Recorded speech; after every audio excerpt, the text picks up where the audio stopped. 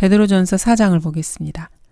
불평하지 말고 서로 대접하며 각 사람이 받은 은사대로 하나님의 다양한 은혜를 맡은 선한 청지기 같이 서로 섬기라.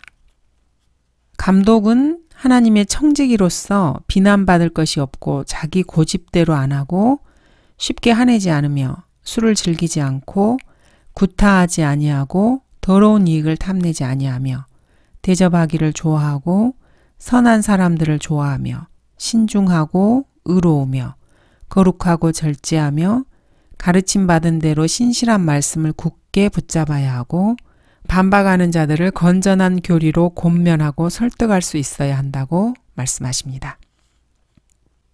청지기가 왜 이렇게 해야 하는지는 구태여 말할 필요도 없습니다.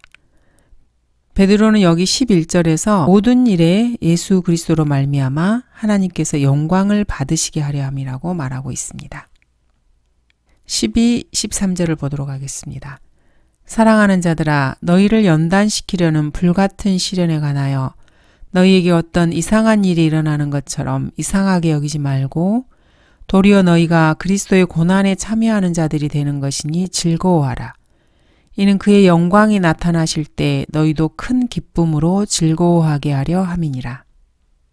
베드로전서의 핵심 주제는 그리스도인이 받는 고난입니다. 그리스도인이 받는 고난은 때로는 불같은 시련으로 나타납니다. 그래서 견디기가 참으로 어려울 때도 있습니다. 이는 보통 고난이 아니라 그리스도의 고난에 참여하는 것입니다. 궁극적인 목적은 연단을 통해서 순수한 믿음을 지킨 신실한 그리스도인으로서 주 예수 그리스도께서 영광 중에 다시 오실 때 큰 기쁨으로 즐거워하게 하는 것이 이 고난의 목적입니다. 그러므로 이 목적을 잊지 말고 끝까지 견뎌야 합니다. 그래서 베드로는 불같은 시련을 당하더라도 이상하게 여기지 말고 도리어 즐거워하라고 말하고 있습니다. 고난에 처했더라도 그리스도인이 당하는 고난이라고 한다면은 그리스도의 고난에 참여하는 것임을 알고 기꺼이 견뎌내야 할 것입니다. 또 예수 그리스도께서 영광 중에 다시 오실 때 우리 그리스도인들이 큰 기쁨으로 즐거워하게 될 것을 내다보고 있다면은 이런 고난이나 시련을 얼마든지 참고 견딜 수 있을 것입니다. 14절입니다.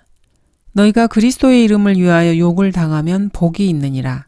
이는 영광의 영, 곧 하나님의 영께서 너희 위에서 안식하고 계시기 때문이니라. 그들의 편에서는 그분께서 비방을 당하시나 너희의 편에서는 영광을 받으시느니라.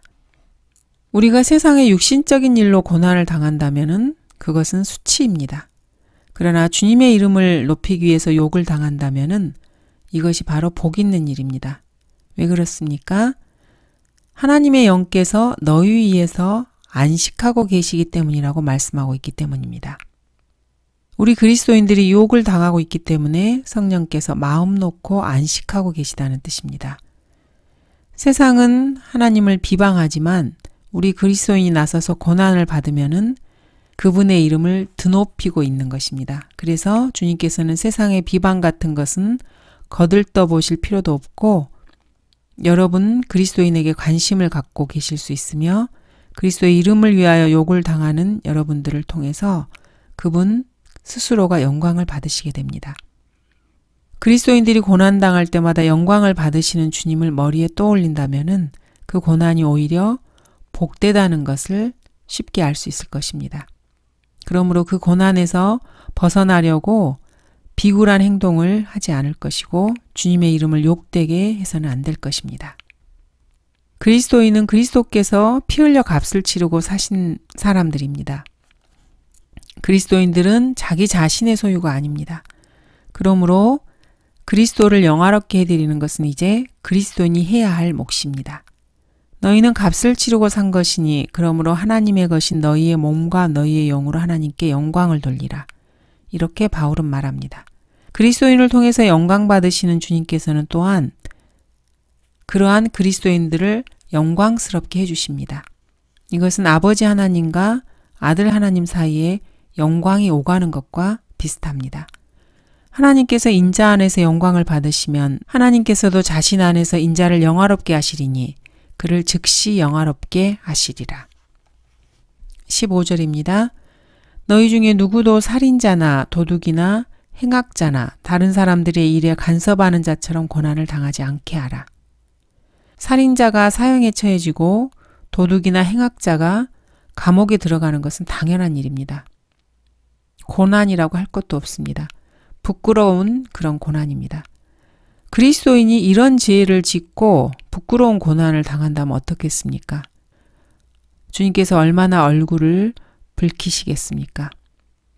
이런 일을 당하는 그리스도인들은 주님의 이름을 높이는 것이 아니라 주님의 이름을 짓밟는 것입니다. 베드로는 이런 부끄러운 고난은 제발 당하지 말라고 그리스도인들에게 공고하고 있습니다. 다른 사람의 일에 간섭하는 자, 예를 들어서 인권 침해, 업무 방해죄 같은 죄를 범하는 사람을 말합니다. 그리스도인이 이런 죄를 짓고 신체적인 구속을 받아서 감옥에 들어가 형벌을 받는다면 부끄러운 일입니다. 그리고 그리스도의 이름을 욕되게 하는 것입니다. 16절 그러나 만일 너희가 그리스도인으로서 고난을 당하면 부끄러워하지 말고 오히려 그 일로 인하여 하나님께 영광을 돌리라.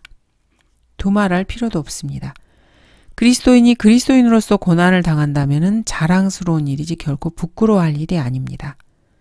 그리스도인은 이 고난을 통해서 하나님께 영광을 돌릴 수 있습니다.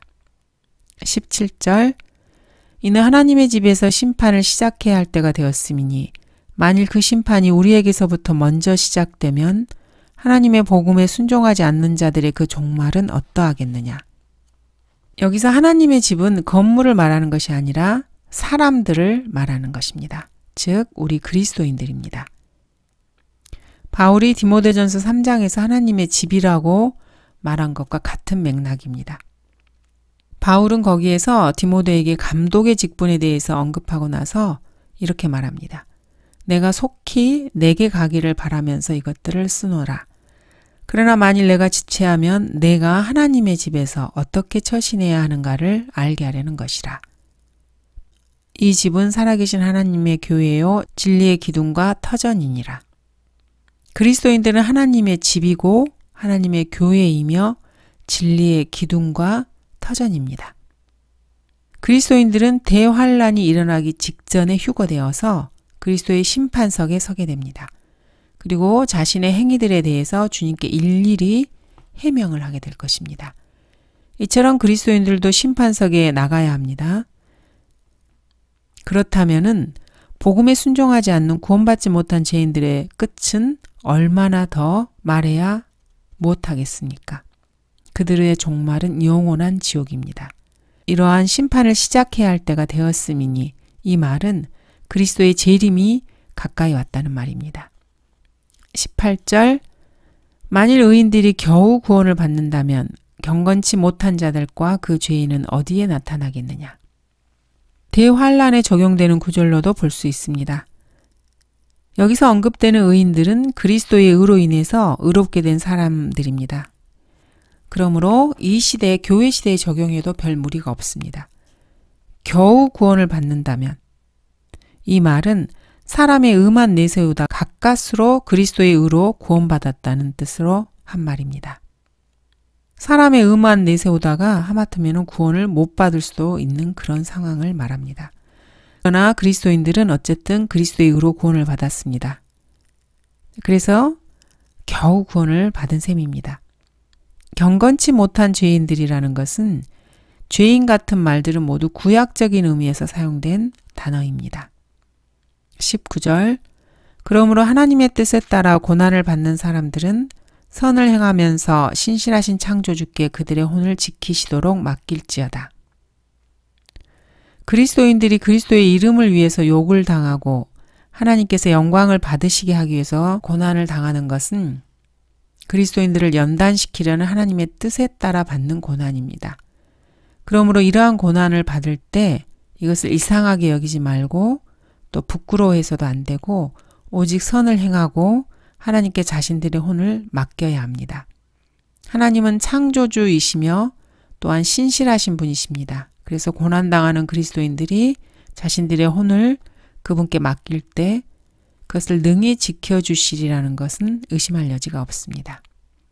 그리스도인의 혼을 지켜주신다는 것은 구원받은 사람들의 혼이 지옥에 가지 않고 하늘나라에 가서 주님과 영원히 살게 될 것이라는 말입니다. 이것은 그리스도인들이 선을 행해야만 보장된다는 그런 말이 아닙니다. 보장이 되어 있기 때문에 그리스도인들은 마음 놓고 선을 행할 수 있어야 한다는 그런 말씀입니다. 감사합니다.